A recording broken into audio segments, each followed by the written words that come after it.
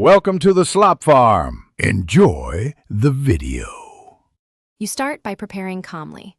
Pour a small amount of V-wash into your hand, about a coin-sized dollop, and warm it with water so it's comfortable. You use gentle circular motions on the external area for 20-30 seconds. This removes buildup without disrupting pH. Once done, rinse thoroughly with lukewarm water to avoid residue and pat dry with a clean towel.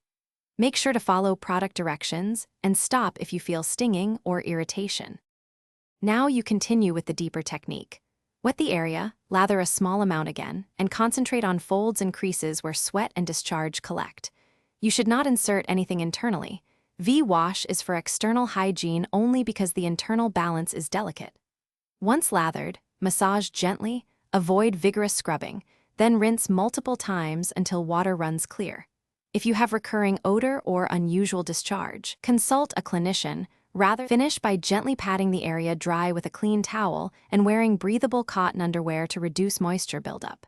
You should use V-wash at most once or twice daily. Overuse can alter natural flora, so moderation matters.